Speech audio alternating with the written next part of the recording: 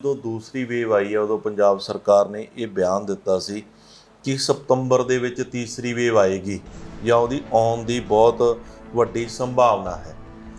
ਔਰ ਜੇ ਤੀਸਰੀ ਵੇਵ ਸਤੰਬਰ 'ਚ ਆਉਂਦੀ ਹੈ ਤਾਂ ਫਿਰ 2 ਅਗਸਤ ਨੂੰ ਸਕੂਲ ਖੋਲ੍ਹ ਕੇ ਕਿੰਨਾ ਕੁ ਬੈਨੀਫਿਟ ਹੋਏਗਾ। ਸਰ ਦੇਖੋ, ਆਪਣੇ ਆਮ ਕਿਹਾ ਜਾਂਦਾ ਵੀ ਇੱਕ ਵਾਰੀ ਠੋਕਰ ਖਾ ਕੇ ਜਿਹੜਾ ਸਿੱਖ ਜੇ ਉਹੀ ਇਨਸਾਨ ਹੁੰਦਾ। ਆਲਰੇਡੀ ਸੈਕਿੰਡ ਵੇਵ ਤੋਂ ਪਹਿਲਾਂ ਆਪਾਂ ਉਹ ਠੋਕਰ ਖਾ ਚੁੱਕੇ ਹਾਂ। ਕਿਤੇ ਨਾ ਕਿਤੇ ਫਿਰ ਸਰਕਾਰ, ਜਿਹੜੇ ਲੋਕ ਕਹਿੰਦੇ ਨੇ ਵੀ ਸਰਕਾਰਾਂ ਆਪਣੇ ਹਿਸਾਬ ਨਾਲ ਕਰੋਨਾ ਨੂੰ ਚਲਾਉਂਦੀਆਂ, ਜਦੋਂ ਜੀ ਚਾਹਿਆ ਉਦੋਂ ਕਰੋਨਾ ਲੈ ਆਂਦਾ ਤੇ ਜਦੋਂ ਜੀ ਚਾਹਿਆ ਵਿੱਚ ਕਰੋਨਾ ਨੂੰ ਭਜਾਤਾ। ਟੋਟਲ ਮੈਡਲ ਦੇਖੋ ਸਰ, ਇਹਨਾਂ ਦੇ 50 ਦੇ ਨੇੜੇ ਨੇ, 46 ਤਾਂ ਉਹ ਆਪਣੇ ਕੋਲ ਇੱਕ ਸਿਲਵਰ ਹੈ। ਹਰ ਵਾਰੀ ਇਹ ਹਾਲ ਹੁੰਦਾ। 4 ਸਾਲ ਪਹਿਲਾਂ ਦਾ ਦੇਖ ਲਓ, ਉਦੋਂ 4 ਸਾਲ ਪਹਿਲਾਂ ਦੇਖ ਲਓ, ਉਦੋਂ 4 ਸਾਲ ਪਹਿਲਾਂ ਦੇਖ ਲਓ, ਇੱਕ ਦੇ 2 ਮੈਡਲ ਆਉਂਦੇ ਆ ਔਰ ਉਸ ਚੀਜ਼ ਨੂੰ ਫਿਰ ਆਪਣੇ ਸਾਰੇ ਲੱਗ ਪੈਂਦੇ ਆ ਜੀ ਇਹ ਰਾਸ਼ਟਰਪਤੀ ਸਾਹਿਬ ਨੇ, ਪ੍ਰਧਾਨ ਮੰਤਰੀ ਸਾਹਿਬ ਨੇ, ਇੱਕ ਮੁੱਖ ਮੰਤਰੀ ਸਾਹਿਬ ਨੇ ਵਧਾਈ ਦਿੱਤੀ, ਸਾਰੇ ਨਿਊਜ਼ ਚੈਨਲ ਵੀ ਲੱਗ ਪੈਂਦੇ ਆ, ਅਖਬਾਰ ਵੀ ਵੀ ਆਹ ਪੰਜਾਬ ਦਾ ਸਪੂਤ ਨੇ ਐਂ ਕਰਤਾ। ਓਵਰਆਲ ਦੇਖ ਲਿਆ ਕਰੋ ਵੀ ਆਪਣੇ ਮੁਲਕ ਦੇ ਕੀ ਹਾਲਾਤ ਨੇ। ਜਿਹੜੇ ਮੁਲਕ ਦੇ ਵਿੱਚ ਮਰਨ ਤੋਂ ਬਾਅਦ ਲਾਸ਼ਾਂ ਨਹਿਰਾਂ 'ਚ ਤਰਦੀਆਂ ਫਿਰਦੀਆਂ ਹੋਣੀਆਂ, ਤੁਸੀਂ ਉੱਥੋਂ ਮੈਡਲ ਕਿੱਥੋਂ ਭਾਲਦੇ ਹੋ? ਉਹਦੇ ਵਿੱਚ ਮੈਡਲ ਨਹੀਂ ਆਣਗੇ।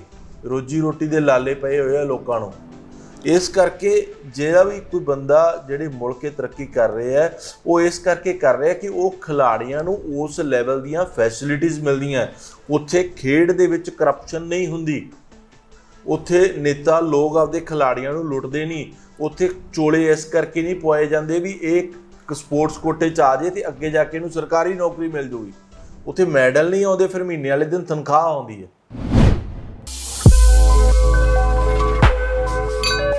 ਸਤਿ ਸ਼੍ਰੀ ਅਕਾਲ, ਆਦਾਬ, ਨਮਸਕਾਰ। ਮੈਂ ਸ਼ਮਿੰਦਰ ਸਿੰਘ ਪ੍ਰੋਗਰਾਮ ਚਰਚਾ ਲੈ ਕੇ ਤੁਹਾਡੇ ਸਾਹਮਣੇ ਹਾਜ਼ਰ। ਅੱਜ ਫਰੈਂਡਸ਼ਿਪ ਡੇ ਹੈ ਤੇ ਫਰੈਂਡਸ਼ਿਪ ਡੇ 'ਤੇ ਸਾਰੇ ਦੋਸਤਾਂ ਮਿੱਤਰਾਂ ਨੂੰ ਬਹੁਤ-ਬਹੁਤ ਵਧਾਈਆਂ, ਮੁਬਾਰਕਬਾਦ। ਦੋਸਤੀ ਬਣੀ ਰਵੇ, ਇਸੇ ਦੀ ਅਸੀਂ ਆਸ ਕਰਦੇ ਰਿਹਾ ਕਰੀਏ। ਦੋਸਤੀ ਬਣਾ ਕੇ ਰੱਖੀਏ, ਆਪਣੇ ਇੱਕ ਦੂਸਰੇ ਨਾਲ ਪਿਆਰ ਬਣਾ ਕੇ ਰੱਖੀਏ। ਦੋਸਤੀਆਂ ਭਾਵੇਂ ਰਾਜਨੀਤਿਕ ਉਥਲ-ਪੁਥਲ ਚੱਲਦੀ ਪਈ ਹੈ ਸਾਰੇ ਪੰਜਾਬ ਦੇ ਵਿੱਚ, ਤਾਂ ਕਈਆਂ ਦੀਆਂ ਦੋਸਤੀਆਂ ਟੁੱਟਦੀਆਂ ਤੇ ਕਈਆਂ ਦੀਆਂ ਨਵੀਆਂ ਬਣਨਗੀਆਂ। ਪਰ ਬੜੇ ਹੋਰ ਮਸਲੇ ਨੇ ਰਾਜਨੀਤੀ ਤੋਂ ਇਲਾਵਾ ਵੀ। ਜੇ ਅਸੀਂ ਇੱਕ ਮਸਲਾ ਕਰੀਏ ਜਾਂ ਉਹਨੂੰ ਖੁਸ਼ੀ ਵਾਲੀ ਗੱਲ ਕਹੀਏ ਕਿ ਬੱਚੇ ਜਿਹੜੇ ਨੇ ਉਹਨਾਂ ਦਾ ਸਕੂਲ ਹੈ ਉਹ ਕੱਲ੍ਹ ਤੋਂ ਖੁੱਲ੍ਹਣੇ ਸ਼ੁਰੂ ਹੋਣੇ ਆ। ਅਤੇ ਪ੍ਰੋਗਰਾਮ ਚਰਚਾ ਦੇ ਵਿੱਚ ਆਪਾਂ ਚਰਚਾ ਕਰਾਂਗੇ। ਅੱਜ ਚਰਚਾ ਦੇ ਵਿੱਚ ਸਾਡੇ ਮਹਿਮਾਨ ਨੇ ਈ ਸਕੂਲ ਦੇ MD ਸਰਦਾਰ ਰੁਪਿੰਦਰ ਸਿੰਘ ਸਰਸੂਆ ਸਾਹਿਬ। ਸਰਸੂਆ ਸਾਹਿਬ, ਤੁਹਾਡਾ ਬਹੁਤ ਬਹੁਤ ਸਵਾਗਤ ਹੈ। ਸਤਿ ਸ਼੍ਰੀ ਅਕਾਲ ਦੋਸਤੋ, ਸਤਿ ਸ਼੍ਰੀ ਅਕਾਲ ਵਿੱਕੀ ਜੀ। ਸਾਰਿਆਂ ਨੂੰ ਮੇਰੇ ਵੱਲੋਂ ਵੀ ਫਰੈਂਡਸ਼ਿਪ ਡੇ ਦੀਆਂ ਬਹੁਤ ਵਧਾਈਆਂ ਜੀ। ਵਧਾਈਆਂ ਦੇਤੀਆਂ ਫਰੈਂਡਸ਼ਿਪ ਦੀਆਂ, ਪਰ ਬੱਚਿਆਂ ਦੀ ਫਰੈਂਡਸ਼ਿਪ ਹੈ ਜਿਹੜੀ ਥੋੜ੍ਹੀ ਐਜੂਕੇਸ਼ਨ ਨਾਲ ਥੋੜ੍ਹੀ ਜਿਹੀ ਦੇਰ ਸਮੇਂ ਲਈ ਟੁੱਟ ਗਈ ਸੀ, ਕਿਉਂਕਿ ਹੁਣ ਛੋਟੇ ਬੱਚੇ ਨੇ, ਉਹਨਾਂ ਨੂੰ ਤਾਂ ਕਰੋਨਾ ਕਾਰਨ ਸਕੂਲ ਬੰਦ ਹੋ ਗਏ ਸੀ, ਕੋਈ ਸਹਿਚਾਰ ਰਹਿ ਨਹੀਂ ਸੀਗਾ ਆਪਸ ਦੇ ਵਿੱਚ। ਪਰ ਹੁਣ ਦੇਖੋ, दैनिक भास्कर ਦੀ ਜਿਹੜੀ ਖਬਰ ਹੈ, ਕੱਲ ਸੇ ਖੁੱਲੇਂਗੇ ਸਭੀ ਸਕੂਲ ਲੇਕਿन ऑनलाइन पढ़ाई का विकल्प रहेगा। ਇਹ ਹਾਂਜੀ ਸਰ, ਇਹ ਔਨਲਾਈਨ ਪੜ੍ਹਾਈ ਸ਼ੁਰੂ ਤੋਂ ਹੀ ਇਹਨਾਂ ਬੱਚਿਆਂ ਦੀ ਚੱਲ ਰਹੀ ਹੈ, LKG UKG ਵਾਲਿਆਂ ਦੀ, ਔਰ 6th ਸਟੈਂਡਰਡ ਤੱਕ ਦੇ ਸਕੂਲ ਸਾਰੇ ਜਾਂ ਜੋ ਕਲਾਸਿਸ ਆ ਉਹ ਬੰਦ ਕੀਤੀਆਂ ਹੋਈਆਂ ਸੀ। ਇਹਦੇ ਵਿੱਚ ਧਿਆਨ ਦੇਣ ਵਾਲੀ ਗੱਲ ਕੀ ਹੈ ਕਿ ਪਹਿਲਾਂ ਤਾਂ ਜਦੋਂ ਦੂਸਰੀ ਵੇਵ ਆਈ ਆ ਉਦੋਂ ਪੰਜਾਬ ਸਰਕਾਰ ਨੇ ਇਹ ਬਿਆਨ ਦਿੱਤਾ ਸੀ ਕਿ ਸਤੰਬਰ ਦੇ ਵਿੱਚ ਤੀਸਰੀ ਵੇਵ ਆਏਗੀ ਜਾਂ ਉਹਦੀ ਆਉਣ ਦੀ ਬਹੁਤ ਵੱਡੀ ਸੰਭਾਵਨਾ ਹੈ। ਔਰ ਜੇ ਤੀਸਰੀ ਵੇਵ ਸਤੰਬਰ 'ਚ ਆਉਂਦੀ ਹੈ ਤਾਂ ਫਿਰ 2 ਅਗਸਤ ਨੂੰ ਸਕੂਲ ਖੋਲ੍ਹ ਕੇ ਕਿੰਨਾ ਕੁ ਬੈਨੀਫਿਟ ਹੋਏਗਾ, ਇਹ ਇੱਕ ਕੁਐਸਚਨ ਮਾਰਕ ਹੈ ਇਸ ਗੱਲ 'ਤੇ। ਔਰ ਇਹਦਾ ਜਵਾਬ ਆਉਣ ਵਾਲਾ ਸਮਾਂ ਦੇਗਾ। ਉਹਦੇ ਨਾਲ ਬੱਚਿਆਂ ਦਾ ਫਾਇਦਾ ਹੋਏਗਾ ਕਿ ਨੁਕਸਾਨ ਹੋਏਗਾ, ਕਿਉਂਕਿ 18 ਸਾਲ ਤੋਂ ਘੱਟ ਬੱਚਿਆਂ ਦੀ ਜੋ ਵੈਕਸੀਨੇਸ਼ਨ ਆ ਉਹ ਹਜੇ ਅੰਡਰ ਟ੍ਰਾਇਲ ਹੈ, ਉਹ ਹਜੇ ਉਪਲਬਧ ਨਹੀਂ ਹੈ। ਔਰ ਜੇ ਇਹਨਾਂ ਬੱਚਿਆਂ ਨੂੰ ਜਾਂ ਛੋਟੇ ਬੱਚਿਆਂ ਨੂੰ ਸਕੂਲ 'ਚ ਭੇਜ ਕੇ ਕੋਈ ਹਾਲਾਤ ਖ਼ਰਾਬ ਹੋ ਜਾਂਦੇ ਆ ਜਾਂ ਬੱਚਿਆਂ ਦੀ ਤਬੀਅਤ ਖ਼ਰਾਬ ਹੋ ਜਾਂਦੀ ਹੈ ਤਾਂ ਫਿਰ ਕੀ ਪੋਜੀਸ਼ਨ ਹੋਏਗੀ। ਔਰ ਉਹਨਾਂ ਬੱਚਿਆਂ ਦਾ ਜਾਂ ਉਹਨਾਂ ਦੇ ਜਦੋਂ ਵੈਕਸੀਨੇਸ਼ਨ ਹੀ ਨਹੀਂ ਹੈ, ਇਲਾਜ ਹੀ ਉਪਲਬਧ ਨਹੀਂ ਹੈ, ਔਰ ਤੁਸੀਂ ਫਿਰ ਉਹਦਾ ਕੀ ਹੱਲ ਕੀ ਆਪਾਂ ਕੱਢਾਂਗੇ। ਔਰ ਸੈਕਿੰਡਲੀ, ਜਦੋਂ ਇਹਨਾਂ ਬੱਚਿਆਂ ਦੀ ਪੜ੍ਹਾਈ ਆਲਰੇਡੀ ਇੰਨੀ ਮੈਂਡੇਟਰੀ ਨਹੀਂ ਹੈ ਕਿ 12ਵੀਂ ਦੇ ਬੋਰਡ ਹੈ ਜਾਂ ਕੋਈ ਪੋਸਟ ਗ੍ਰੈਜੂਏਸ਼ਨ ਜਾਂ PhD ਦੀ ਸਟੱਡੀ ਹੈ, LKG UKG ਫਸਟ ਵਾਲੇ ਬੱਚੇ ਨੇ, ਤਾਂ ਫਿਰ ਇੰਨਾ ਵੱਡਾ ਰਿਸਕ ਲੈਣ ਦੀ ਕੀ ਆਪਾਂ ਨੂੰ ਐਮਰਜੈਂਸੀ ਆ ਗਈ, ਜਾਂ ਇਹ ਪੋਲੀਟੀਕਲ ਵੀ ਵੋਟਾਂ ਨੇੜੇ ਆ ਰਹੀਆਂ ਤਾਂ ਕੀਤਾ ਜਾ ਰਿਹਾ ਤਾਂ ਕਿ ਪੇਰੈਂਟਸ ਨੂੰ ਖੁਸ਼ ਕੀਤਾ ਜਾ ਸਕੇ। ਔਰ ਅਗਲਾ ਸਵਾਲ ਇੱਥੇ ਇਹ ਖੜਾ ਹੁੰਦਾ ਕਿ ਜਿਸ ਰਾਹ ਹੀ ਨਹੀਂ ਗਏ ਆਪਾਂ, ਬੱਚਿਆਂ ਦਾ ਹਾਲਾਤ ਹੈ ਜੋ ਕਿਸੇ ਵੀ ਮੁਲਕ ਦੇ ਵਿੱਚ ਕਰੋਨਾ ਕਰਕੇ ਖਰਾਬ ਨਹੀਂ ਹੋਏ। ਪੂਰੇ ਦੁਨੀਆ ਦੇ ਵਿੱਚ 0.02% ਇਨਫੈਕਟਡ ਜੋ ਰੇਸ਼ੋ ਬੱਚਿਆਂ ਦੀ ਆਈ ਹੈ, ਔਰ ਉਹ ਵੀ ਕਾਫੀ ਵੱਡਾ ਹੁੰਦਾ ਅੰਕੜਾ ਅਸਲ ਦੇ ਵਿੱਚ ਜੇ ਵਰਲਡ ਲੈਵਲ ਤੇ ਦੇਖੀਏ ਤਾਂ ਫਿਰ ਆਪਾਂ ਉਹਦੇ ਵਾਸਤੇ ਕੀ ਆਪਣੇ ਕੋਲੇ ਸਾਧਨ ਉਪਲਬਧ ਨੇ ਵੀ ਆਪਾਂ ਜੇ ਬੱਚਿਆਂ ਦੇ ਹਾਲਾਤ ਵਿਗੜ ਜਾਂਦੇ ਨੇ ਤਾਂ ਉਦੋਂ ਆਪਾਂ ਕੀ ਕਰਾਂਗੇ। ਔਰ ਸਤੰਬਰ 'ਚ ਇਹ ਥਰਡ ਵੇਵ ਆ ਜਾਂਦੀ ਹੈ ਜੋ ਕਿ ਪੰਜਾਬ ਸਰਕਾਰ ਨੇ ਖੁਦ ਕਿਹਾ ਸੀ, ਔਨ ਰਿਕਾਰਡ ਇਹ ਗੱਲ ਹੈ, ਤਾਂ ਫਿਰ ਉਹ 1 ਮਹੀਨਾ ਜਾਂ 28 ਦਿਨ ਖੋਲ੍ਹ ਕੇ ਉਹਦਾ ਕੀ ਬੈਨੀਫਿਟ ਹੋਏਗਾ, ਕਿਉਂਕਿ 15 ਅਗਸਤ ਦੀ ਛੁੱਟੀ ਵੀ ਆ ਜਾਣੀ ਹੈ, ਅੱਗੇ ਰੱਖੜੀ ਦਾ ਤਿਉਹਾਰ ਵੀ ਹੈ, ਆਲਰੇਡੀ ਸੰਡੇ ਵੀ ਆ ਜਾਣੇ ਹੈ, ਤਾਂ 15-20 ਦਿਨ ਖੋਲ੍ਹ ਕੇ ਜਾਂ ਤਾਂ ਦੇਖੋ ਆਪਣੇ ਕੋਲੇ ਦੋ ਚੀਜ਼ਾਂ ਹੋਣੀਆਂ ਚਾਹੀਦੀਆਂ ਸੀ ਵੀ ਬੱਚਿਆਂ ਦੀ ਵੈਕਸੀਨੇਸ਼ਨ ਉਪਲਬਧ ਹੈ, ਥਰਡ ਵੇਵ ਨਹੀਂ ਆਏਗੀ ਜਾਂ ਕਰੋਨਾ ਖਤਮ ਹੋ ਗਿਆ। ਮਹੀਨੇ ਦੇ ਵਿੱਚ 15,000 ਬੰਦੇ ਮਰ ਰਹੇ ਆ ਇੰਡੀਆ ਦੇ ਵਿੱਚ ਔਨ ਐਵਰੇਜ ਕਰੋਨਾ ਕਰਕੇ, ਇੱਕ ਮੰਥ ਦੇ ਵਿੱਚ 500-600 ਡੇਲੀ ਦੀ ਡੈਥ ਹੈ, ਤਾਂ ਕਰੋਨਾ ਖਤਮ ਨਹੀਂ ਹੋਇਆ। I think it will B A big risk. ਦੇਖੋ ਗੱਲ ਪਤਾ ਕੀ ਹੈ ਸਰਸੋ ਸਾਹਿਬ, ਜਿਹੜੀ ਤੁਸੀਂ ਗੱਲ ਕੀਤੀ ਹੈ ਠੀਕ ਹੈ, ਹੁਣ ਬੱਚੇ ਕੀ ਕਰਨ ਫਿਰ ਵਿਚਾਰੇ।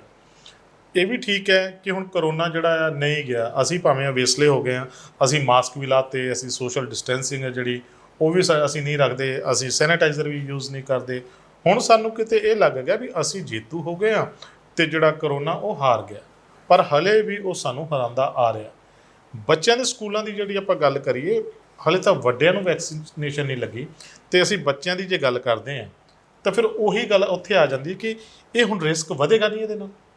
ਸਰ ਦੇਖੋ, ਆਪਣੇ ਆਮ ਕਿਹਾ ਜਾਂਦਾ ਵੀ ਇੱਕ ਵਾਰੀ ਠੋਕਰ ਖਾ ਕੇ ਜਿਹੜਾ ਸਿੱਖ ਜੇ ਉਹੀ ਇਨਸਾਨ ਹੁੰਦਾ। ਆਲਰੇਡੀ ਸੈਕਿੰਡ ਵੇਵ ਤੋਂ ਪਹਿਲਾਂ ਆਪਾਂ ਉਹ ਠੋਕਰ ਖਾ ਚੁੱਕੇ ਹਾਂ। ਫਸਟ ਵੇਵ ਜਦੋਂ ਆਈ ਸੀ ਸਾਰਿਆਂ ਨੂੰ ਲੱਗਿਆ ਕਰੋਨਾ ਬਿਲਕੁਲ ਖਤਮ ਹੋ ਗਿਆ, ਜਨਵਰੀ ਫਰਵਰੀ ਦੇ ਵਿੱਚ ਇਹ ਹਾਲਾਤ ਸੀ, ਔਰ ਸਿਰਫ ਇੱਕ ਮਾਰਚ ਦਾ ਮਹੀਨਾ ਵਿੱਚੋਂ ਲੰਘਿਆ, ਅਪ੍ਰੈਲ ਦੇ ਵਿੱਚ ਕੀ ਹਾਲਾਤ ਹੋ ਗਏ ਸੀ, ਸਾਰਾ ਮੁਲਕ ਦੁਬਾਰੇ ਬੰਦ ਕਰਨਾ ਪੈ ਗਿਆ ਜੀ। ਬਿਲਕੁਲ ਉਹੀ ਪੋਜੀਸ਼ਨ ਹੁਣ ਦੁਬਾਰਾ ਬਣਦੀ ਜਾ ਰਹੀ ਹੈ। 40-50 ਹਜ਼ਾਰ ਦੇ ਕਰੀਬ ਕੇਸ ਆ ਰਹੇ ਹੈ ਹਰ ਰੋਜ਼ ਦੇ ਇੰਡੀਆ ਦੇ ਵਿੱਚ, ਉਹ ਕੋਈ ਛੋਟਾ ਅੰਕੜਾ ਨਹੀਂ ਹੁੰਦਾ। ਔਰ ਇਹ ਸਭ ਤੋਂ ਵੱਡਾ ਖਤਰਨਾਕ ਵਾਇਰਸ ਇਸ ਕਰਕੇ ਹੈ ਕਿ ਇੱਕ ਬੰਦਾ ਜੋ ਇਨਫੈਕਟਡ ਹੈ ਇਸ ਵਾਇਰਸ ਨਾਲ, ਉਹ ਘੱਟੋ ਘੱਟ 9 ਬੰਦਿਆਂ ਨੂੰ ਕਰ ਸਕਦਾ ਹੈ।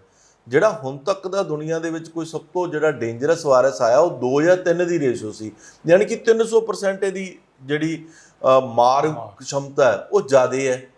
ਤਾਂ ਉਸ ਦੇ ਵਿੱਚ ਇਹੋ ਜਿਹੇ ਬੱਚਿਆਂ ਦਾ, ਛੋਟੇ ਬੱਚਿਆਂ ਨੂੰ ਰਿਸਕ 'ਚ ਪਾਉਣਾ, ਕਿਉਂਕਿ ਉਹਨਾਂ ਦੀ ਆਨਲਾਈਨ ਸਟੱਡੀ ਚੱਲ ਰਹੀ ਹੈ। ਫਾਰ ਐਗਜ਼ਾਮਪਲ ਆਪਾਂ 2020 ਦੇ ਵਿੱਚ ਬੰਦ ਕੀਤਾ, ਮਾਰਚ 'ਚ 21 ਤੱਕ ਬੰਦ ਰਿਹਾ, 21 ਤੋਂ ਲੈ ਕੇ ਮੰਨ ਲਓ 22 ਤੱਕ ਬੰਦ ਰਹਿੰਦੀ ਹੈ ਉਹਨਾਂ ਦੀ ਸਟੱਡੀ, 22 ਤੋਂ 23 ਤੱਕ ਵੀ ਬੰਦ ਰਹਿੰਦੀ ਹੈ, 3 ਸਾਲ ਬੰਦ ਰਹਿ ਜਾਂਦੇ ਆ। ਤਾਂ ਜੋ LKG ਵਾਲਾ ਬੱਚਾ ਕੀ ਹੋਏਗਾ, 3rd 'ਚ ਹੋ ਜਾਏਗਾ। 6 ਤੱਕ ਦੇ ਸਕੂਲ ਬੰਦ ਨੇ, ਉਹਨਾਂ ਦਾ ਸਿਲੇਬਸ ਕੋਈ ਐਡਾ ਵੱਡਾ ਸਿਲੇਬਸ ਨਹੀਂ ਹੁੰਦਾ ਕਿ ਆਨਲਾਈਨ ਨਹੀਂ ਕਰਾਇਆ ਜਾ ਰਿਹਾ। ਪਹਿਲਾਂ ਤਾਂ ਆਨਲਾਈਨ ਕਰਾਇਆ ਜਾ ਰਿਹਾ, 30-40% ਬੱਚਿਆਂ ਦੀ ਆਲਰੇਡੀ ਉਹ ਕਵਰਿੰਗ ਕੈਪੈਸਿਟੀ ਹੁੰਦੀ ਆ ਆਨਲਾਈਨ, ਜੋ ਕਵਰ ਕਰ ਰਹੇ ਨੇ। ਫਿਰ ਉਹਨਾਂ ਦੇ ਸਮੈਸਟਰ ਸਿਸਟਮ ਬਣਾ ਕੇ ਵੀ ਉਹਨੂੰ ਰਿਕਵਰ ਕੀਤਾ ਜਾ ਸਕਦਾ ਉਹ ਸਿਲੇਬਸ ਨੂੰ। ਪੂਰਾ ਸਾਲ ਕੋਈ ਪੜ੍ਹਾਈ ਨਹੀਂ ਚੱਲਦੀ ਗੀ, ਸਪੋਰਟਸ ਡੇ ਵੀ ਹੁੰਦੇ ਆ, ਛੁੱਟੀਆਂ ਵੀ ਹੁੰਦੀਆਂ, ਜੂਨ ਜੁਲਾਈ ਦੀਆਂ ਬੱਚਿਆਂ ਨੂੰ ਵੈਸੇ ਛੁੱਟੀਆਂ ਹੋ ਜਾਂਦੀਆਂ ਨੇ, ਤਾਂ ਉਹਨਾਂ ਛੁੱਟੀਆਂ ਨੂੰ ਕੱਟ ਆਫ ਕੀਤਾ ਜਾ ਸਕਦਾ। 6-6 ਮਹੀਨਿਆਂ ਦਾ ਸਮੈਸਟਰ ਬਣਾ ਕੇ ਉਹਨਾਂ ਦੀ LKG UKG 1st 2nd cover ਕਰਾਈ ਜਾ ਸਕਦੀ ਹੈ। ਬਟ ਐਡਾ ਵੱਡਾ ਰਿਸਕ ਆਪਾਂ ਉਦੋਂ ਹੀ ਲੈ ਸਕਦੇ ਜਦੋਂ ਵੈਕਸੀਨੇਸ਼ਨ ਆਪਣੇ ਕੋਲੇ ਉਪਲਬਧ ਹੋਵੇ ਜਾਂ ਕਰੋਨਾ ਦੇ ਕੇਸ ਖਤਮ ਹੋ ਗਏ ਹੋਣ। ਔਰ ਤੁਸੀਂ ਆਲਰੇਡੀ ਦੇਖੋ, ਕੇਰਲਾ ਤੇ ਮਣੀਪੁਰ ਨੂੰ ਬੰਦ ਕਰ ਦਿੱਤਾ ਗਿਆ। ਬਹੁਤ ਸਾਰੀਆਂ ਸਟੇਟਾਂ ਦੇ ਵਿੱਚ ਸਕੂਲ ਕਾਲਜ ਅਜੇ ਨਹੀਂ ਖੋਲ੍ਹੇ ਗਏ, ਔਰ ਬਹੁਤ ਸਾਰੀਆਂ ਸਟੇਟਾਂ ਦੇ ਵਿੱਚ ਬਹੁਤ ਜ਼ਿਆਦਾ ਕੇਸਿਸ ਆ ਰਹੇ ਨੇ ਕਰੋਨਾ ਦੇ। ਤਾਂ ਇਸ ਕਰਕੇ ਇਹ ਦੇਖੋ, ਸੌਰੀ ਮੈਂ ਤੁਹਾਡੀ ਗੱਲ ਕੱਟ ਰਿਹਾ, ਜਿਹੜੀ ਮੈਂ ਇਹ ਸਾਰੀ ਖਬਰ ਪੜ੍ਹੀ, ਇਹਦੇ ਵਿੱਚ ਹੁਣ ਆਪਾਂ ਜੇ ਵੈਸੇ ਆਮ ਸਾਰੇ ਆਪਾਂ ਸਮਾਜ ਦੇ ਵਿੱਚ ਵਿਚਰਦੇ ਹਾਂ ਤਾਂ ਉਹ ਵੀ ਗੱਲ ਦੇਖੀਏ। ਠੀਕ ਹੈ, ਬੱਚੇ ਸਕੂਲ ਨਹੀਂ ਜਾ ਰਹੇ, ਸਾਨੂੰ ਡਰ ਹੈ, ਸਾਰੇ ਮਾਪਿਆਂ ਨੂੰ ਡਰ ਹੈ ਕਿ ਸਾਡੇ ਬੱਚੇ ਜੇ ਸਕੂਲ ਜਾਣਗੇ ਉਹਨਾਂ ਨੂੰ ਕਰੋਨਾ ਹੋ ਜਾਏਗਾ। ਪਰ ਦੂਜੇ ਪਾਸੇ ਗੱਲ ਇਹ ਵੀ ਹੈ ਵੀ ਉਹ ਬੱਚੇ ਘਰ ਨਹੀਂ ਟਿਕ ਕੇ ਬੈਠਦੇ। ਕੀ ਉਹ ਬੱਚੇ ਮਾਂ ਪਿਓ ਦੇ ਨਾਲ ਬਾਜ਼ਾਰ ਨਹੀਂ ਜਾਂਦੇ? ਕੀ ਉਹ ਬੱਚੇ ਪਾਰਕਾਂ ਦੇ ਵਿੱਚ ਆਪਣੇ ਦੋਸਤਾਂ ਦੇ ਨਾਲ ਨਹੀਂ ਖੇਡਦੇ? ਕੀ ਬੱਚੇ ਜਿਹੜੇ ਇਕੱਠੇ ਹੋ ਕੇ ਪਾਰਟੀਆਂ, ਛੋਟੇ ਬੱਚੇ ਨੇ ਉਹ ਨਹੀਂ ਕਰਦੇ? ਪਾਰਕਾਂ ਦੇ ਵਿੱਚ ਤੁਸੀਂ ਜਾਓ, ਛੋਟੇ ਬੱਚੇ ਜਿਹੜੇ ਨੇ, ਜਿਨ੍ਹਾਂ ਨੂੰ ਅਸੀਂ ਇਹ ਕਹਿੰਦੇ ਵੀ ਇਹਨਾਂ ਨੂੰ ਸਕੂਲ ਨਹੀਂ ਭੇਜਣਾ, ਉਹ ਉੱਥੇ ਖੇਡ ਰਹੇ ਨੇ। ਸਰ ਦੇਖੋ, ਉਹਦੇ ਵਿੱਚ ਪੇਰੈਂਟਸ ਦੀ ਇਨਵੋਲਵਮੈਂਟ ਹੁੰਦੀ ਹੈ। ਪੇਰੈਂਟਸ ਬੱਚਿਆਂ ਨੂੰ ਕਿਸ ਢੰਗ ਨਾਲ ਰੱਖ ਰਹੇ ਨੇ, ਔਰ ਪੇਰੈਂਟਸ ਬੱਚਿਆਂ ਵਾਸਤੇ ਕੀ ਪ੍ਰੋਟੈਕਸ਼ਨ ਰੱਖਦੇ ਆ, ਮਾਸਕ ਰੱਖਦੇ ਆ, ਕੋਈ ਕੋਲੇ ਸੈਨੀਟਾਈਜ਼ਰ ਰੱਖਦੇ ਆ, ਨਹੀਂ ਰੱਖਦੇ ਆ। ਇਹ ਇੱਕ ਗਵਰਨਮੈਂਟ ਦਾ ਡਿਸੀਜਨ ਹੈ। ਦੋਨੇ ਡਿਸੀਜਨ ਨੂੰ ਆਪਾਂ ਮਿਲਾ ਕੇ ਨਹੀਂ ਦੇਖ ਸਕਦੇ। ਪੇਰੈਂਟਸ ਦਾ ਆਪਦੀ ਇੰਡੀਵਿਜੂਅਲ ਚੋਇਸ ਹੁੰਦੀ ਹੈ, ਮੇਰਾ ਬੱਚਾ ਕਿਹੜੇ ਸਕੂਲ 'ਚ ਪੜ੍ਹੇਗਾ, ਕਿਹੜੇ ਕੱਪੜੇ ਪਾਏਗਾ, ਕਿੱਥੇ ਜਾਏਗਾ, ਕਿੱਥੇ ਨਹੀਂ ਜਾਏਗਾ। ਗਵਰਨਮੈਂਟ ਨੇ ਆਲ ਓਵਰ ਪੰਜਾਬ ਦਾ ਡਿਸੀਜਨ ਲੈਣਾ ਹੁੰਦਾ, ਜਿੱਥੇ 5-5 600 ਬੱਚਾ, ਹਜ਼ਾਰਾਂ ਬੱਚਾ ਇਕੱਠਾ ਬੈਠਣਾ ਹੈ। ਉਹਨਾਂ ਦੋਨਾਂ 'ਚ ਬੜਾ ਫਰਕ ਹੈ। ਔਰ ਉਸ ਇੱਕ ਕਲਾਸ 'ਚ ਮੰਨ ਲਓ ਇੱਕ ਬੱਚਾ ਇਨਫੈਕਟਡ ਹੋਇਆ ਛੋਟਾ, ਔਰ ਛੋਟੇ ਬੱਚਿਆਂ ਨੂੰ ਤਾਂ ਬਿਲਕੁਲ ਹੀ ਨਹੀਂ ਪਤਾ ਹੁੰਦਾ ਕਿ ਅਸੀਂ ਕਿਹੜੀ ਚੀਜ਼ ਨੂੰ ਹੱਥ ਲਾਣਾ ਹੈ, ਕਿਹੜੀ ਚੀਜ਼ ਨੂੰ ਨਹੀਂ ਲਾਣਾ। ਔਰ ਉਹਨਾਂ ਨੂੰ ਬੜੀਆਂ ਛੋਟੀਆਂ ਚੀਜ਼ਾਂ ਵੀ ਉਹਨਾਂ ਨੂੰ ਮਾਪਿਓ ਕੋਲੇ ਖੜ ਕੇ ਕਰਵਾਉਂਦਾ। ਤਾਂ ਉਹਦੇ ਵਿੱਚ ਮਤਲਬ ਇੰਨੇ ਬੱਚਿਆਂ ਨੂੰ ਇਕੱਠੇ ਕਰ ਕਰਕੇ ਬਿਠਾਉਣਾ। ਔਰ ਅੱਜ ਕੱਲ੍ਹ ਸਕੂਲ ਜਿਹੜੇ ਛੋਟੇ ਸਕੂਲ ਇੱਦਾਂ ਦੇ ਨਹੀਂ ਹੈ ਕਿਉਂਕਿ 5-5 ਬੱਚੇ ਕਲਾਸਾਂ 'ਚ, 50-50 ਤੋਂ ਲੈ ਕੇ 100 ਤੱਕ ਬੱਚਾ ਛੋਟੇ ਇਕੱਠੇ ਬੈਠਦੇ ਨੇ। ਤਾਂ ਉਹਦੇ ਵਿੱਚ ਦੇਖੋ, ਆਪਾਂ ਕੋਈ ਇਸ ਚੀਜ਼ ਦੇ ਖਿਲਾਫ ਨਹੀਂ ਹੈ ਕਿ ਇਹ ਸਕੂਲਾਂ ਨੂੰ ਨਾ ਖੋਲ੍ਹਿਆ ਜਾਵੇ। ਮੈਂ ਜਿਹੜੀ ਗੱਲ ਕਹਿ ਰਿਹਾ ਕਿ ਆਪਣੇ ਕੋਲੇ ਵੈਕਸੀਨੇਸ਼ਨ ਨਹੀਂ ਹੈ, ਆਪਣੇ ਕੋਲੇ ਇਹਨਾਂ ਬੱਚਿਆਂ ਨੂੰ ਦੇਣ ਵਾਸਤੇ ਅੱਗੇ ਹੋਰ ਕੀ ਆਪਾਂ ਨੂੰ ਇਹਨਾਂ ਨੂੰ ਫੈਸਿਲਿਟੀਜ਼ ਦੇਣੀਆਂ ਪੈਣਗੀਆਂ। ਜੇ ਕੋਈ ਪ੍ਰੋਬਲਮ ਆ ਜਾਂਦੀ ਹੈ ਫਿਰ ਬਿਲਕੁਲ ਉਹਦੇ ਵਾਸਤੇ ਆਪਣੇ ਕੋਲੇ ਕੀ ਇੰਤਜ਼ਾਮ ਨੇ, ਪੁਖਤਾ ਇੰਤਜ਼ਾਮ ਨੇ। ਔਰ ਆਲਰੇਡੀ ਆਪਾਂ ਕਹਿ ਰਹੇ ਵੀ ਥਰਡ ਵੇਵ ਆਉਣ ਵਾਲੀ ਹੈ। ਇੱਕ ਤਾਂ ਚੀਜ਼ ਹੋਵੇ ਨਾ ਵੀ ਆਪਾਂ ਨੂੰ ਨਾ ਪਤਾ ਹੋਵੇ, ਆਪਾਂ ਕਹਿ ਦਈਏ ਵੀ ਕਰੋਨਾ ਖਤਮ ਹੋ ਗਿਆ। ਪੰਜਾਬ ਸਰਕਾਰ ਨੇ ਫੈਸਲਾ ਲਿਆ, ਬਿਲਕੁਲ ਪੰਜਾਬ ਸਰਕਾਰ ਨੇ ਇਹ ਬਿਆਨ ਦਿੱਤਾ ਸੀ, ਓਫੀਸ਼ੀਅਲ ਸਟੇਟਮੈਂਟ ਸਾਰੇ ਚੈਨਲਾਂ ਤੇ ਆਈ ਸੀ ਕਿ ਸਤੰਬਰ 'ਚ ਥਰਡ ਵੇਵ ਆਏਗੀ। ਮੈਂ ਉਹ ਗੱਲ ਕਰ ਰਿਹਾ। ਦੇਖੋ ਉਹ ਗੱਲ ਠੀਕ ਹੈ, ਪਰ ਗੱਲ ਦੇਖੋ ਤੁਸੀਂ ਇਹੀ ਹੈ ਵੀ ਕਿਤੇ ਨਾ ਕਿਤੇ ਫਿਰ ਸਰਕਾਰ, ਜਿਹੜੇ ਲੋਕ ਕਹਿੰਦੇ ਨੇ ਵੀ ਸਰਕਾਰਾਂ ਆਪਣੇ ਹਿਸਾਬ ਨਾਲ ਕਰੋਨਾ ਨੂੰ ਚਲਾਉਂਦੀਆਂ, ਜਦੋਂ ਜੀ ਚਾਹਿਆ ਉਦੋਂ ਕਰੋਨਾ ਲੈ ਆਂਦਾ ਤੇ ਜਦੋਂ ਜੀ ਚਾਹਿਆ ਵੀ ਕਰੋਨਾ ਨੂੰ ਭਜਾਤਾ। ਪਰ ਚਲੋ ਇਹ ਕਰੋਨਾ ਜਿਹੜਾ ਕਰੋਨਾ ਸਾਡੇ ਨਾਲ ਚੱਲਦਾ ਰਹਿਣਾ। उधर दूसरी खबर एक ये भी है भी 12वीं के रिजल्ट से नाखुश विद्यार्थी बिना फीस दोबारा दे सकते हैं पेपर। ये जड़ा PSCB ने स्टूडेंट्स को दी राहत। ਹਾਂਜੀ ਸਰ, ਇਸ ਖਬਰ ਤੇ ਆਪਾਂ ਆਉਣੇ ਆ ਸਰ। ਮੈਂ ਪਹਿਲਾਂ ਤੁਹਾਡੀ ਉਸੇ ਖਬਰ ਨੂੰ ਕੰਟੀਨਿਊ ਕਰਨਾ ਚਾਹਾਂਗਾ ਕਿ ਕਰੋਨਾ ਨੂੰ ਸਰਕਾਰਾਂ ਆਪਦੇ ਹਿਸਾਬ ਨਾਲ ਚਲਾਉਂਦੀਆਂ ਨੇ। ਆਪਣੇ ਇੱਥੇ 30 ਕਿਲੋਮੀਟਰ ਨੇੜੇ ਮੰਡੀ ਕਿੱਲਿਆਂ ਵਾਲੀ ਹੈ ਜੀ, ਡੱਬ ਵਾਲੀ ਵੀ ਕਹਿੰਦੇ ਆ ਉਹਨੂੰ। ਔਰ ਉਹ ਹਰਿਆਣਾ ਪੰਜਾਬ ਮਿਕਸ ਆ। ਉੱਥੇ ਇੱਕ ਪੁਲ ਆ ਉੱਥੇ ਜਿਹੜਾ ਕਿ ਇੱਧਰੋਂ ਹਰਿਆਣੇ ਵਾਲੇ ਪਾਸੇ ਚੱਲਦਾ ਔਰ ਉੱਧਰ ਦੇਵੀ ਲਾਲ ਜੀ ਦੇ ਬੁੱਤ ਕੋਲੇ ਪੰਜਾਬ ਵਾਲੇ ਪਾਸੇ ਉੱਤਰ ਜਾਂਦਾ ਜਾ ਕੇ। ਵਿਚਾਲੇ ਰੇਲਵੇ ਲਾਈਨ ਹੈ। ਰੇਲਵੇ ਲਾਈਨ ਨੂੰ ਇੱਕ ਤਰ੍ਹਾਂ ਦਾ ਬਾਰਡਰ ਮੰਨਿਆ ਹੋਇਆ ਵੀ ਇੱਧਰਲੇ ਪਾਸੇ ਹਰਿਆਣਾ, ਇੱਧਰਲੇ ਪਾਸੇ ਪੰਜਾਬ ਆ। ਉਹ ਘਰ ਵੀ ਨਾਲ ਨੇ, ਕਈ ਘਰਾਂ ਦੀਆਂ ਬੈਕ ਸਾਈਡ ਕੰਧਾਂ ਲੱਗਦੀਆਂ ਨੇ ਆਪਸ ਵਿੱਚ ਨਾਲ। ਔਰ ਉਹ ਲੋਕ ਉੱਥੇ ਇਕੱਠੀ ਤੁਰੇ ਫਿਰਦੇ ਨੇ। ਕਈ ਬੱਚੇ ਇਹੋ ਜਿਹੇ ਜਿਹੜੇ ਕਿ ਰਹਿੰਦੇ ਪੰਜਾਬ 'ਚ ਆ ਪਰ ਉੱਥੇ ਇੱਕ ਜੋਸਫ ਸਕੂਲ ਹੈਗਾ, ਉੱਥੇ ਹਰਿਆਣੇ 'ਚ ਪੜ੍ਹਦੇ ਨੇ। ਕਈ ਹਰਿਆਣੇ ਵਾਲੇ ਬੱਚੇ ਜਿਹੜੀ ਮੰਡੀ ਡੱਬ ਵਾਲੀ ਹਰਿਆਣੇ 'ਚ ਪੈ ਜਾਂਦੀ ਹੈ, ਕਿੱਲੇ ਵਾਲੀ ਪੰਜਾਬ 'ਚ ਹੈ, ਉਹ ਸਾਰੀ ਮੰਡੀ ਡੱਬ ਵਾਲੀ ਉਹ ਪੜ੍ਹਦੇ ਪੰਜਾਬ 'ਚ ਨੇ। ਤਾਂ ਪਰ ਉੱਥੇ ਰੂਲ ਐਂਡ ਰੈਗੂਲੇਸ਼ਨ ਕੀ ਹੁੰਦਾ, ਹਰਿਆਣੇ ਦੇ ਸਕੂਲ ਬੰਦ ਹੈ, ਪੰਜਾਬ ਦੇ ਖੁੱਲ੍ਹੇ ਹੋਏ ਆ। ਹਰਿਆਣੇ 'ਚ ਕਰੋਨੇ ਦੀ ਆਹ ਸਥਿਤੀ ਹੈ, ਪੰਜਾਬ ਦੀ ਕਰੋਨੇ ਦੀ ਆਹ ਸਥਿਤੀ ਹੈ। ਕਰੋਨਾ ਮੈਪ ਦੇਖ ਕੇ ਥੋੜ੍ਹੀ ਚੱਲਦਾ। ਕਰੋਨਾ ਕਿਵੇਂ ਚੱਲਦਾ? ਆਪਣੇ ਇੱਥੇ ਸਰ 30 ਕਿਲੋਮੀਟਰ ਤੇ ਹਰਿਆਣਾ ਸ਼ੁਰੂ ਹੋ ਜਾਣਾ ਔਰ ਹਰਿਆਣੇ ਤੋਂ ਡੱਬ ਵਾਲੀ ਤੋਂ ਕਿੰਨੀਆਂ ਬੱਸਾਂ, ਕਿੰਨੀ ਟਰਾਂਸਪੋਰਟ ਆਉਂਦੀ ਜਾਂਦੀ ਹੈ ਰੋਜ਼। ਤਾਂ ਉਹ ਕਰੋਨਾ ਨੂੰ ਜਿਹੜਾ ਮੈਪ ਵਾਈਜ਼ ਇਹ ਉਹਦਾ ਬਣਾ ਕੇ ਚੱਲਦੇ ਆ ਵੀ ਪੰਜਾਬ 'ਚ ਆ, ਹਰਿਆਣੇ 'ਚ ਆ, ਇੰਨਾ ਨਹੀਂ ਕਰਨਾ, ਇੰਨਾ ਖੋਲ੍ਹਣਾ। ਅਸਲ 'ਚ ਤਾਂ ਆਲ ਓਵਰ ਵਰਲਡ ਹੀ ਫੈਲਿਆ ਹੋਇਆ, ਕੋਈ ਕੰਟਰੀ ਵੀ ਨਹੀਂ ਛੱਡਿਆ ਇਹਨੇ। ਤਾਂ ਉਹਦੀ ਜਿਹੜੀ ਇੱਕ ਕੁਛ ਬੇਸਿਕ ਡਿਸੀਜਨ ਹੋਣੇ ਚਾਹੀਦੇ ਐਜੂਕੇਸ਼ਨ ਦੇ, ਹੈਲਥ ਦੇ, ਫੂਡ ਸਪਲਾਈ ਦੇ, ਉਹ ਇੰਡੀਆ ਲੈਵਲ ਤੇ ਹੋਣੇ ਚਾਹੀਦੇ ਆ। ਸਟੇਟ ਲੈਵਲ ਤੇ ਜਾਂ ਸ਼ਹਿਰ ਲੈਵਲ ਤੇ ਨਹੀਂ ਕੀਤੇ ਜਾ ਸਕਦੇ। ਉਹਦੇ ਨਾਲ ਤਾਂ ਉਹ ਥਰਡ ਵੇਵ ਆਉਣ ਦੇ ਚਾਂਸ ਜਾਂ ਇੱਕੋਦਮ ਜ਼ਿਆਦਾ ਵਧਣ ਦੇ ਚਾਂਸ, ਜੋ ਆਪਾਂ ਪਹਿਲਾਂ ਗਲਤੀਆਂ ਕੀਤੀਆਂ ਸੀ ਉਹੀ ਦੁਬਾਰਾ ਕਰ ਰਹੇ ਹਾਂ। ਹੁਣ ਕਰੋਨਾ ਨੂੰ ਕੀ ਪਤਾ ਵੀ ਇਹ ਡੱਬ ਵਾਲੀ ਬੱਸ ਹੈ ਕਿ ਪੰਜਾਬ ਵਾਲੀ ਬੱਸ ਹੈ। ਪਰ ਦੇਖੋ ਕਰੋਨਾ, ਮੈਂ ਉਹੀ ਗੱਲ ਹੈ ਨਾ, ਕਰੋਨਾ ਨੂੰ ਨਹੀਂ ਪਤਾ ਪਰ ਸਰਕਾਰਾਂ ਨੂੰ ਜਿਹੜਾ ਪਤਾ ਹੈ ਵੀ ਸਤੰਬਰ ਦੇ ਵਿੱਚ ਵੇਵ ਜਿਹੜੀ ਤੀਜੀ ਆਣੀ ਹੈ, ਉਹ ਹੁਣ ਪਤਾ ਨਹੀਂ। ਇਹਨਾਂ ਨੂੰ ਪਤਾ ਹੈ ਕਿ ਇਹਨਾਂ ਨੇ ਲਿਆਣੀ ਹੈ ਕਿ ਕਿਵੇਂ ਆਉਣੀ ਹੈ। ਜੇ ਪਤਾ ਤਾਂ ਤੁਹਾਡੇ ਵਾਲੀ ਗੱਲ ਉਹੀ ਠੀਕ ਹੈ ਵੀ ਤੁਸੀਂ ਕੀ ਤੀਰ ਮਾਰ ਲਓਗੇ 28 ਦਿਨਾਂ 'ਚ ਸਕੂਲ ਖੋਲ੍ਹ ਕੇ। ਬੱਚਿਆਂ ਦਾ ਕਿਤੇ ਆਪਾਂ ਨੁਕਸਾਨ ਨਾ ਕਰ ਬੈਠੀ। ਇਹਦੇ 'ਤੇ ਬੜਾ ਸੋਚ ਵਿਚਾਰ ਕੇ ਕਦਮ ਹੈ ਜਿਹੜਾ ਸਰਕਾਰ ਨੂੰ ਪੁੱਟਣਾ ਚਾਹੀਦਾ ਸੀ। ਹੋ ਸਕਦਾ ਜੇ ਇਹ ਕਦਮ ਪੱਟਿਆ। ਪਰ 12ਵੀਂ ਦੇ ਰਿਜ਼ਲਟ ਤੋਂ ਜਿਹੜੀ ਮੈਂ खबर पढ़ी सी भी 12वीं के रिजल्ट से नाखुश विद्यार्थी बिना फीस दोबारा दे सकते हैं पेपर। ਸਰ ਇਹ ਬਹੁਤ ਵਧੀਆ ਸਟੈਪ ਚੱਕਿਆ। ਜਿਹੜੇ ਵੀ ਬੱਚੇ ਇੰਡੀਵਿਜੂਅਲ ਲੈਵਲ ਤੇ ਆਪਣੇ ਮਾਰਕਸ ਹੋਰ ਇੰਪਰੂਵ ਕਰਨਾ ਚਾਹੁੰਦੇ ਆ, ਇਹ ਆਪਣੇ ਆਪ ਨੂੰ ਟੈਸਟ ਕਰਨਾ ਚਾਹੁੰਦੇ ਆ, ਜਾਂ ਕਿਸੇ ਦੇ ਘੱਟ ਲੱਗਿਆ ਨੰਬਰ ਜਾਂ ਵੱਧ ਲੱਗਿਆ, ਉਹ ਪੇਪਰ ਦੇਣਾ ਚਾਹੁੰਦੇ ਨੇ। ਔਰ ਪੇਪਰ ਦੇਣਾ, ਆਪਣੇ ਆਪ ਨੂੰ ਇਮਤਿਹਾਨ 'ਚ ਪਾਉਣਾ ਔਰ ਇਮਤਿਹਾਨ 'ਚੋਂ ਨਿਕਲਣਾ ਹੀ ਬਹੁਤ ਚੰਗੀ ਗੱਲ ਹੁੰਦੀ ਆ। ਔਰ ਉਹਦੇ ਵਾਸਤੇ ਸਰਕਾਰ ਫੈਸਿਲਿਟੀਜ਼ ਦੇ ਰਹੀ ਹੈ ਬੱਚਿਆਂ ਨੂੰ, ਉਹ ਇੱਕ ਬਹੁਤ ਅੱਛਾ ਐਫਰਟਸ ਹੈ। ਉਹਦੇ ਵਾਸਤੇ ਤਾਂ ਆਪਾਂ ਇਹਨਾਂ ਨੂੰ ਸਾਰਿਆਂ ਨੂੰ ਵਧਾਈ ਦੇ ਪਾਤਰ ਮੰਨਦੇ ਆ। और हर महीने 3 पंजाबी एडिशनल पेपर देने का मौका मिलेगा। ये भी एक अच्छा स्टैप है भी एडिशनल पेपर देने का भी तुहानूं मौका मिलेगा। और वही आपां कह रहे सी भी जो बेसिक फैसिलिटीज़ है, एजुकेशन सिस्टम है या हैल्थ सिस्टम है, वो ते फोकस जे करनगे या उहदे च आपां नूं बैटर रिजल्ट मिलणगे, वो एक चंगी चीज़ है, बहुत वधिया चीज़ है। ਬਿਲਕੁਲ ਦੇਖੋ ਇਹੀ ਗੱਲ ਹੈ ਕਿ ਬੜੇ ਬੱਚੇ ਨੇ ਜਿਹੜੇ ਪੜ੍ਹਾਕੂ ਹੁੰਦੇ ਨੇ, ਜਿਨ੍ਹਾਂ ਨੂੰ ਪਤਾ ਹੁੰਦਾ ਵੀ ਇੰਨੇ ਮਾਰਕਸ ਤਾਂ ਜਿਹੜੇ ਮੇਰੇ ਆ ਜਾਣੇ, ਕਿਉਂਕਿ ਉਹਨਾਂ ਨੇ ਰੱਟੇ ਹੁੰਦੇ ਵੀ ਆਹ ਕੁਐਸਚਨ ਹੈ ਜਿਹੜਾ ਇਹਦੇ ਮੇਰੇ ਇੰਨੇ ਆ ਜਾਣੇ ਆ। ਪੜ੍ਹਨ ਵਾਲੇ ਬੱਚੇ ਤੇ ਫਿਰ ਜਦੋਂ ਉਹਨਾਂ ਦੇ ਨੰਬਰ ਘੱਟ ਆ ਜਾਣ ਤਾਂ ਉਹਨਾਂ ਨੂੰ ਇਹ ਲੱਗਦਾ ਵੀ ਨਹੀਂ ਯਾਰ ਕਿਤੇ ਨਾ ਕਿਤੇ ਮੇਰੇ ਨਾਲ ਥੋੜ੍ਹਾ ਜਿਹਾ ਧੱਕਾ ਹੋ ਗਿਆ, ਤਾਂ ਉਹ ਪੇਪਰ ਦੁਬਾਰਾ ਦੇ ਸਕਦੇ ਆ। ਬਾਕੀ ਜਿਹੜੀ ਪਹਿਲੀ ਖਬਰ ਮੈਂ ਪੜ੍ਹੀ ਸੀ ਉਹਦੇ 'ਚ ਇੱਕ ਆਨਲਾਈਨ ਦੀ ਪ੍ਰੋਵੀਜ਼ਨ ਹੈ, ਉਹ ਵੀ ਹੈ ਜਿਹੜਾ ਬੱਚਾ ਨਹੀਂ ਜਾਣਾ ਚਾਹੁੰਦਾ ਤਾਂ ਸਕੂਲਾਂ ਨੂੰ ਮੈਨੂੰ ਲੱਗਦਾ ਉਹਨਾਂ ਨੂੰ ਵੀ ਆਨਲਾਈਨ ਜਿਹੜਾ ਹੈ ਪੜ੍ਹਾਉਣਾ ਪਏਗਾ। ਬਿਲਕੁਲ ਸਰ, ਆਨਲਾਈਨ ਤਾਂ ਸਟੱਡੀ ਸ਼ੁਰੂ ਤੋਂ ਹੀ ਚੱਲ ਰਹੀ ਹੈ ਔਰ ਆਨਲਾਈਨ ਪੇਪਰ ਦੀ ਵੀ ਫੈਸਿਲਿਟੀ ਹੈ, ਆਨਲਾਈਨ ਕਲਾਸਿਸ ਲਗਾਉਣ ਦੀ ਵੀ ਫੈਸਿਲਿਟੀ ਹੈ। ਔਰ ਆਨਲਾਈਨ ਨੂੰ ਇਸੇ ਤਰ੍ਹਾਂ ਦੇ ਵਾਇਰਸਸ ਜਾਂ ਕੋਈ ਮਹਾਮਾਰੀ ਫੈਲ ਜਾਂਦੀ ਹੈ, ਉਹਦੇ ਵਿੱਚ ਆਨਲਾਈਨ ਸਟੱਡੀ ਦੀ ਆਪਸ਼ਨ ਹੋਣਾ ਬਹੁਤ ਜ਼ਰੂਰੀ ਹੈ। ਔਰ ਉਸ ਵੱਲ ਜੇ ਸਰਕਾਰੀ ਤੌਰ 'ਤੇ ਵੀ ਉਹ ਹੋ ਜਾਂਦਾ ਤਾਂ ਉਹ ਕਾਫੀ ਵਧੀਆ ਬੱਚਿਆਂ ਵਾਸਤੇ, ਫਿਊਚਰ ਵਾਸਤੇ ਰਹੇਗਾ। ਬਿਲਕੁਲ ਬੱਚਿਆਂ ਦੇ ਵਾਸਤੇ ਜਿਹੜੀ ਇਹ ਹੁਣ ਸਕੂਲ ਖੁੱਲ੍ਹੇ ਨੇ, ਗਾਈਡਲਾਈਨਸ ਜਿਹੜੀਆਂ ਨੇ ਉਹ ਵੀ ਬੜੀਆਂ ਜਾਰੀ ਕੀਤੀਆਂ। ਇਹ ਅਖਬਾਰ ਦੇ ਵਿੱਚ ਹੈਗੀਆਂ, ਸਾਰੇ ਜਣੇ ਪੜ੍ਹਿਓ ਜ਼ਰੂਰ। ਬਾਕੀ ਅਗਲੀ ਖਬਰ ਤੇ ਮੈਂ ਥੋੜ੍ਹਾ ਜਿਹਾ ਭਾਜੀ ਇਹ ਹੈ, ਖਬਰ ਦਾ ਜਿਹੜੀ ਹੈਡਿੰਗ ਇਹਨਾਂ ਨੇ ਲਿਖੀ ਆਪਕੇ ਕੰਮ ਕੀ ਖਬਰ, ਕੰਮ ਦੀ ਖਬਰ ਹੈ, ਨੌਲੇਜ ਦਿੱਤੀ ਗਈ ਹੈ ਸਾਰਿਆਂ ਨੂੰ ਵੀ ਛੁੱਟੀ में किस्त कटेगी, ATM उपयोग आज से महंगा, छुट्टी में भी बैंक से लेन देन। ਸਰ ਦੇਖੋ, ATM ਉਪਯੋਗ ਆਜ ਸੇ ਮਹਿੰਗਾ, ਉਹ ਪਹਿਲਾਂ ਹੀ ਮਹਿੰਗਾ ਸੀ। ਤੁਸੀਂ ਇੱਕ ਪਾਸੇ ਡਿਜੀਟਲ ਇੰਡੀਆ ਦੀ ਗੱਲ ਕਰਦੇ ਹੋ, ਆਨਲਾਈਨ ਜੋ ਟ੍ਰਾਂਜੈਕਸ਼ਨਸ ਆ ਉਹਦੇ ਪ੍ਰਮੋਸ਼ਨ ਦੀ ਗੱਲ ਕਰਦੇ ਹੋ, ਬਲੈਕ ਮਨੀ ਨੂੰ ਖਤਮ ਕਰਨ ਦੀ ਗੱਲ ਕਰਦੇ ਹੋ। ਜੋ ਵੀ ਤੁਹਾਡੀਆਂ ਟ੍ਰਾਂਜੈਕਸ਼ਨਸ ਹੈ, ਤੁਸੀਂ ਚਾਹੁੰਦੇ ਹੋ ਵੀ ਲਿਕੁਇਡਿਟੀ ਬੈਂਕ ਦੇ ਵਿੱਚ ਵਧੇ, ਜੋ ਕੈਸ਼ ਟ੍ਰਾਂਜੈਕਸ਼ਨਸ ਹੈ ਬੈਂਕ ਦੇ ਥਰੂ ਜ਼ਿਆਦਾ ਹੋਣ, ਫਿਰ ਤੁਸੀਂ ਕੈਸ਼ ਲਾਉਣ 'ਤੇ ਜਾਂ ਘਟਾਉਣ 'ਤੇ ਜਾਂ ਉਹਨੂੰ ਕਢਾਇਆ ਜਾਵੇ, ਜਾਂ ਕਿਸੇ ਇੱਕ ਬੰਦੇ ਕੋਲ ਕੋਈ ਬੈਂਕ ਦਾ ਕਾਰਡ ਹੈ ਉਹਨੂੰ ਮਜਬੂਰੀ 'ਚ ਕਿਸੇ ਦੂਸਰੇ ਬੈਂਕ ਦੇ ATM 'ਚੋਂ ਪੈਸੇ ਕਢਵਾਉਣੇ ਪੈ ਗਏ, ਉਹਨੇ ਕਢਾਉਣਾ 500 ਦੇ 50 ਰੁਪਏ ਕੱਟ ਲੈਣੇ, ਕਿਸੇ ਦੇ 20 ਰੁਪਏ ਕੱਟ ਲੈਣੇ।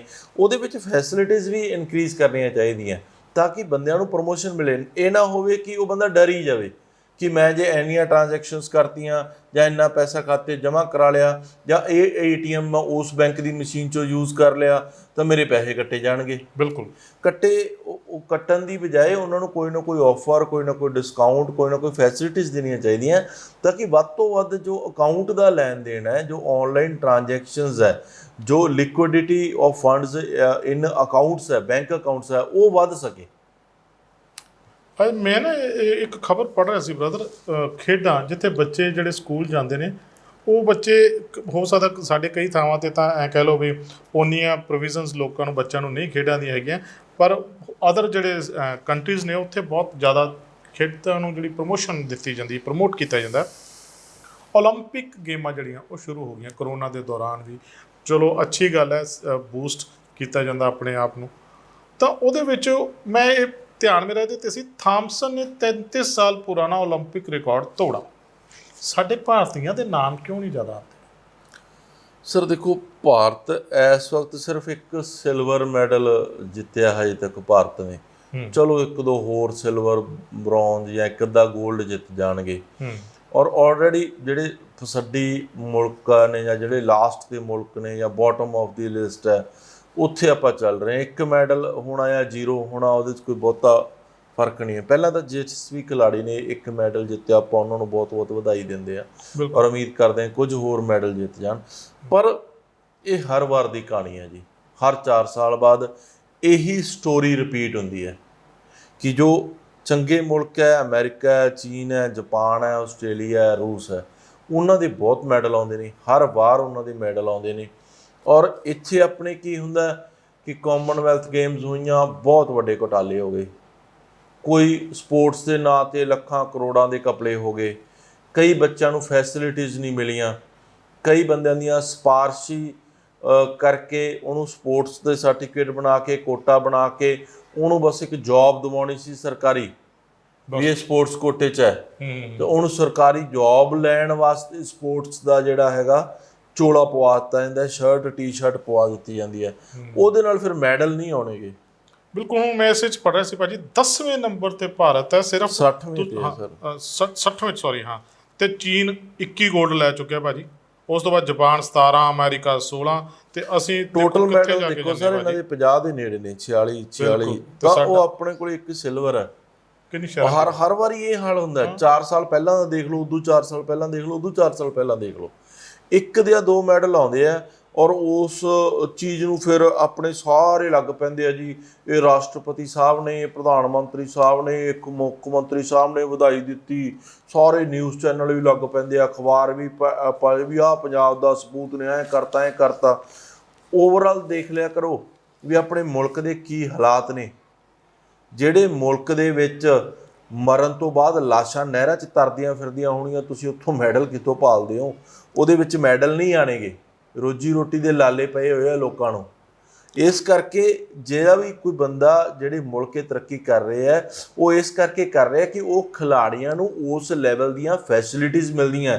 ਉੱਥੇ ਖੇਡ ਦੇ ਵਿੱਚ ਕਰਪਸ਼ਨ ਨਹੀਂ ਹੁੰਦੀ, ਉੱਥੇ ਨੇਤਾ ਲੋਕ ਆਪਦੇ ਖਿਲਾੜੀਆਂ ਨੂੰ ਲੁੱਟਦੇ ਨਹੀਂ, ਉੱਥੇ ਚੋਲੇ ਇਸ ਕਰਕੇ ਨਹੀਂ ਪਵਾਏ ਜਾਂਦੇ ਵੀ ਇਹ ਸਪੋਰਟਸ ਕੋਟੇ 'ਚ ਆ ਜਾਏ ਅਤੇ ਅੱਗੇ ਜਾ ਕੇ ਇਹਨੂੰ ਸਰਕਾਰੀ ਨੌਕਰੀ ਮਿਲ ਜੂਗੀ। ਉੱਥੇ ਮੈਡਲ ਨਹੀਂ ਆਉਂਦੇ, ਫਿਰ ਮਹੀਨੇ ਵਾਲੇ ਦਿਨ ਤਨਖਾਹ ਆਉਂਦੀ ਹੈ।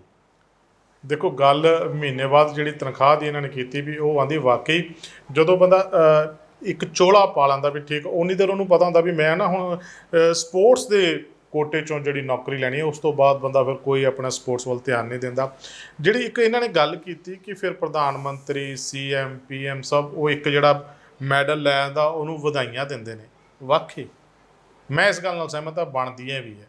ਉਹ ਇਸ ਕਰਕੇ ਬਣਦੀਆਂ ਵੀ ਸਰਕਾਰਾਂ ਨੂੰ ਪਤਾ ਹੁੰਦਾ ਵੀ ਅਸੀਂ ਤਾਂ ਕੱਖ ਕੀਤਾ ਨਹੀਂ, ਸ਼ੁਕਰ ਹੈ ਇਹਨਾਂ ਨੇ ਸਾਡੀ ਲਾਜ ਤਾਂ ਰੱਖੀ, ਅਸੀਂ 0 ਨੰਬਰ ਤੋਂ ਤਾਂ ਬਚ ਗਏ ਹਾਂ। ਅਤੇ ਮੈਨੂੰ ਇਹ ਲੱਗਦਾ ਵੀ ਉਹ ਚੰਗਾ ਕਰਦੇ, ਉਹਨਾਂ ਨੂੰ ਵਧਾਈ ਦੇ ਵੀ ਭਰਾਵਾ ਤੁਸੀਂ ਸਾਡੀ ਲਾਜ ਰੱਖ ਲਈ। ਉਹ ਮਤਲਬ ਅਸਲ 'ਚ ਇਹ ਦੱਸਣਾ ਚਾਹੁੰਦੇ ਹੁੰਦੇ ਵੀ ਅਸੀਂ ਕੁਛ ਨਹੀਂ ਕੀਤਾ, ਤੁਸੀਂ ਕਰਤਾ ਤਾਂ ਤੁਹਾਨੂੰ ਵਧਾਈਆਂ। ਤਾਂ ਹਾਂ ਬਿਲਕੁਲ, ਉਹ ਇਸ ਕਰਕੇ ਨਹੀਂ ਵੀ ਅਸੀਂ ਬਹੁਤ ਕੁਛ ਕੀਤਾ। ਹਾਂ, ਉਹ ਤਾਂ ਇਹ ਹੁੰਦਾ ਵੀ ਅਸੀਂ ਉਹਦੇ 'ਚ ਆਪਦਾ ਜਿਹੜਾ ਵਿਜੇ ਰੱਥ ਹੈ ਜਾਂ ਵੋਟ ਰੱਥ ਹੈ ਉਹ ਚਲਾ ਲੈਣਾ।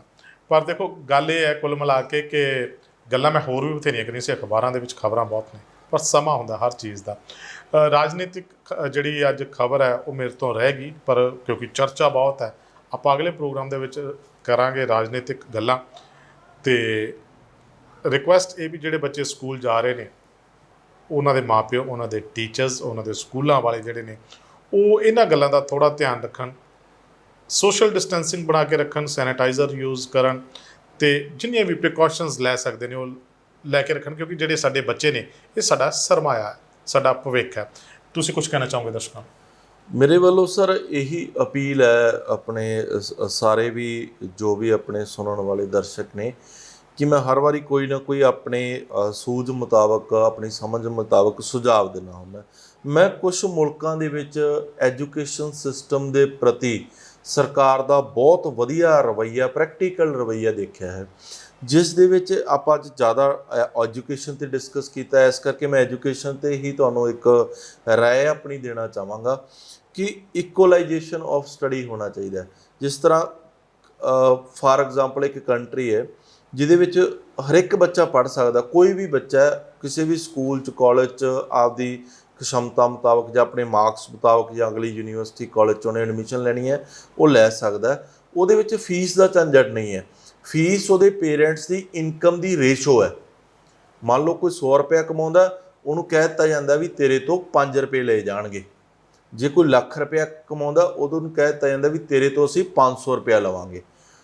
ਫੀਸ ਲਈ ਜਾਂਦੀ ਹੈ ਪੇਰੈਂਟਸ ਦੀ ਇਨਕਮ ਦੇ ਮੁਤਾਬਕ, ਫੀਸ ਭਰਨੀ ਹੁੰਦੀ ਹੈ ਪੇਰੈਂਟਸ ਨੇ। ਰਿਸਪੌਂਸਿਬਿਲਟੀ ਆਫ ਫੀਸ ਕੀ ਹੁੰਦਾ? ਉਹ ਪੇਰੈਂਟਸ ਦੀ ਹੁੰਦੀ ਹੈ।